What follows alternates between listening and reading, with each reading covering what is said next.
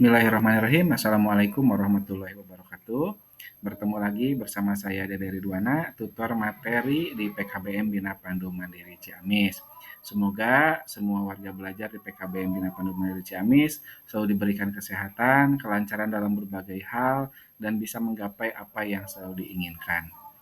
Untuk pertemuan sekarang, kita masuk ke materi bentuk dan kedaulatan negara sesuai Undang-Undang Dasar 1945. Bentuk kedaulatan negara diatur dalam Pasal 1 Amandemen Undang-Undang Dasar Negara Kesatuan Republik Indonesia tahun 1945 berisi 1. Negara Indonesia ialah negara kesatuan yang berbentuk republik. 2. Kedaulatan berada di tangan rakyat dan dilaksanakan menurut Undang-Undang Dasar. Yang ketiga, negara Indonesia adalah negara hukum.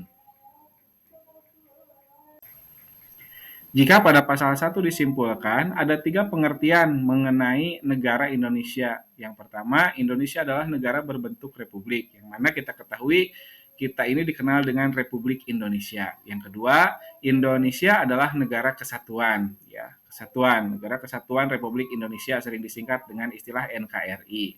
Dan yang ketiga, Indonesia adalah negara hukum, yang mana kita ketahui di seluruh Indonesia ini ketika ada permasalahan pasti akan berhubungan dengan hukum karena Indonesia ini negara hukum.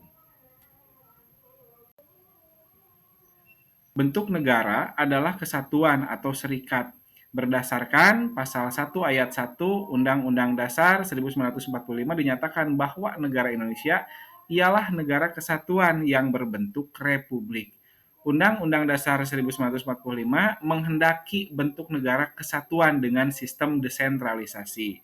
Sistem desentralisasi ditegaskan dalam penjelasan pasal 18 Undang-Undang Dasar 1945 yang berbunyi karena negara Indonesia satu negara kesatuan, Indonesia tidak memiliki daerah di lingkungan yang bersifat staat atau negara.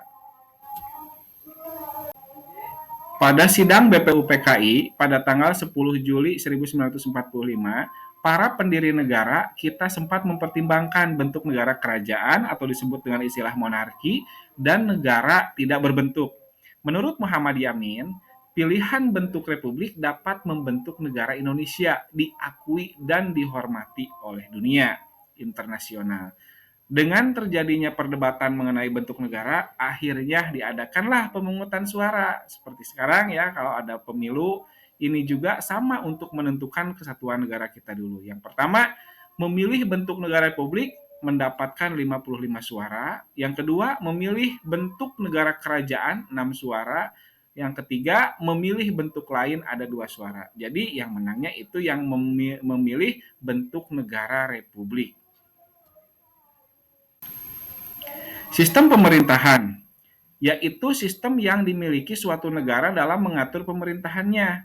Macam-macam sistem pemerintahan di dunia. Yang pertama ada presidensial, yang kedua parlementer, yang ketiga semi presidensial, yang keempat komunis, yang kelima demokrasi liberal, dan keenam liberal. Sistem pemerintahan presidensial yaitu sistem yang memisahkan kekuasaan menjadi 3, yaitu kekuasaan eksekutif yang berarti kekuasaan menjalankan undang-undang atau kekuasaan menjalankan pemerintahan. Kekuasaan legislatif yang berarti kekuasaan membentuk undang-undang. Ketiga, kekuasaan yudikatif yang berarti kekuasaan mengadili pelanggaran. Nah, di kita ini yang diterapkan sistem pemerintahan presidensial yang mana kita itu memiliki DPR, MPR, dan itu ada yang dikenalkan bahwa sistem pemerintahan presidensial menjadi 3 bagian, ya, 3 kekuasaan. Itu saja Bapak Ibu materi yang bisa disampaikan pada kesempatan hari ini.